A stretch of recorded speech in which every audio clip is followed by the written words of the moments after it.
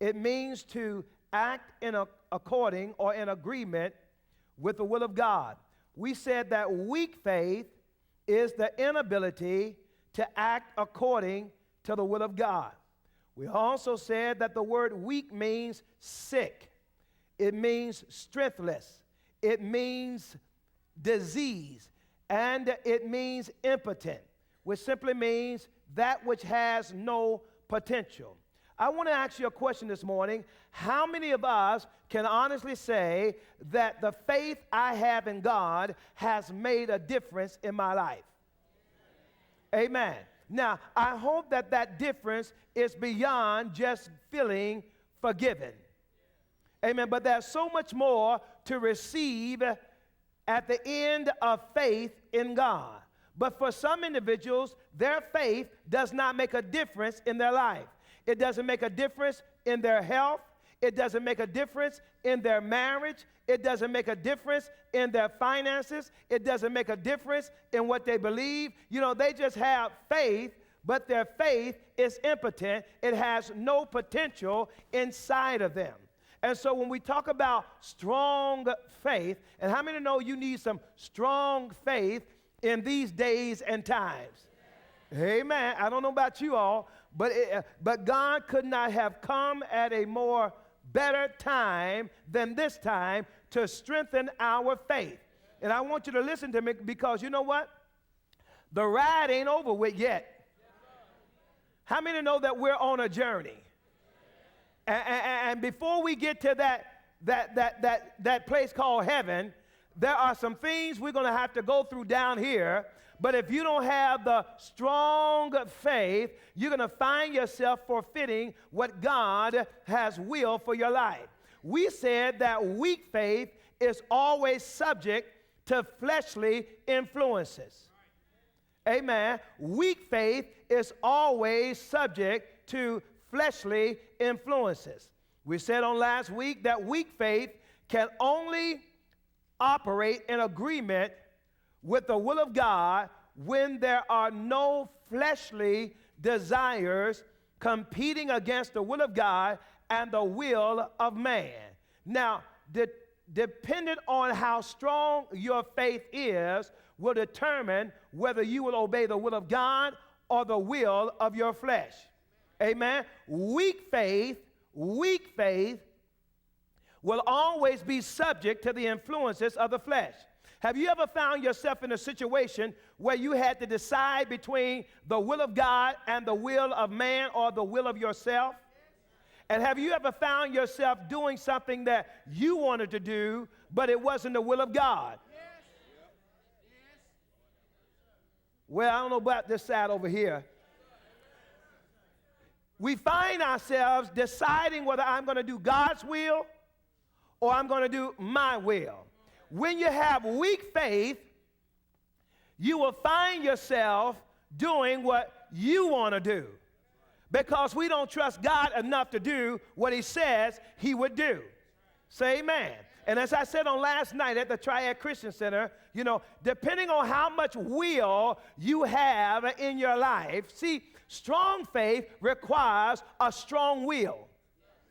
Weak faith requires a weak will. And there are some things that require more faith than others. Say amen. For example, when somebody cuts you out, see, weak faith will cuss them back out. I can't get no amen. Weak faith says, I'm going to get them, I'm going to get them, I'm going to get them. But strong faith says, no, I'm going to let God work it out. Am I right about it? Weak faith says that when I got a Duke Power bill and only my tithes left, I'll pay Duke Power.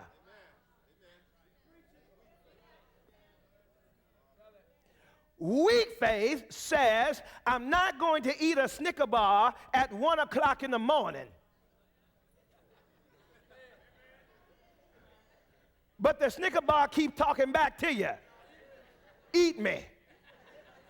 Eat me all up. Am I right about it? See, strong faith says, I'm going to fast today. Weak faith says, just until 9 o'clock.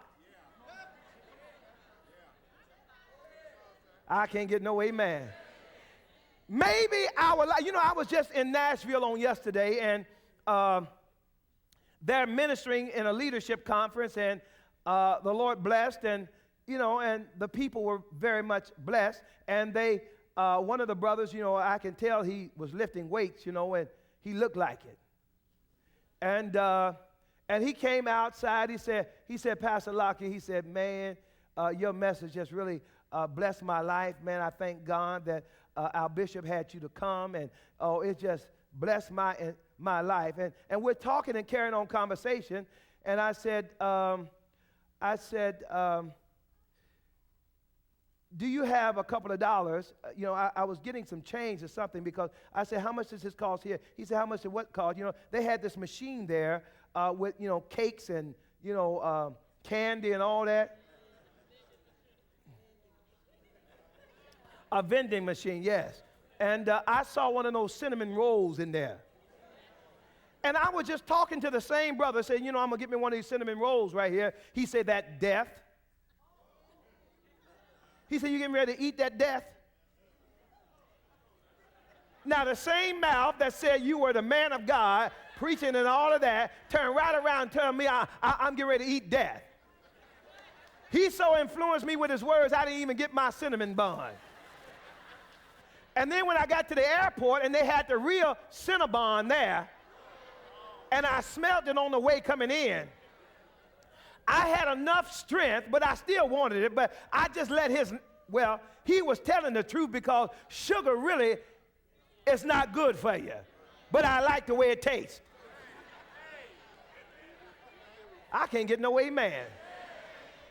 I am convinced that marketers create stuff that's not good for you, and you will think it's good for you. Ain't nothing healthy in a Snicker bar that I ate at 1 o'clock in the morning. How many know what I'm talking about? Ain't nothing good about Starbucks coffee. See, I know Kenny went like that. I see he said he would. How many know what I'm talking about? Now, we like it for our enjoyment, but as far as having a nutritional value, it does not have. And I'm saying that you got to have strong faith in order to do the right thing, and weak faith will determine it by how your flesh or yourself wants it. Amen? Again, let me say it again. Weak faith can only operate in agreement with the will of God when there are no fleshly desires, what? Competing against the will of God and the will of man. Now, also keep this in mind, that sinners can do the will of God sometime. And sometimes they do the will of God when it's in agreement with their flesh. Amen? Listen to this. Strong faith is the conviction or belief to act according to God's will by overcoming personal beliefs, desires, excuses, or fears that influences you and I to act contrary to the will of God. Are you listening to me closely? For example, when God commanded Saul to destroy all the Amalekites, Saul made up in his mind that he was going to save some, so that his flesh could be gratified by having saved some of the enemy. And yet God said, kill them all. But Saul wanted to have some trophies so that folk can congratulate him for the victory over Amalekite. Because if there was no evidence that he won, there was no praise for him. And there are times when we will do the will of God part of the way. Because there's an element inside of us that says, I want to be praised. I want to be recognized for what I've done. See, that takes weak faith. Because strong faith says, God, as long as you know I've done it, and I've done it right, Lord, you get all the glory. I don't need any of it, because I have strong faith to believe that I did not do it for myself. I did it for you.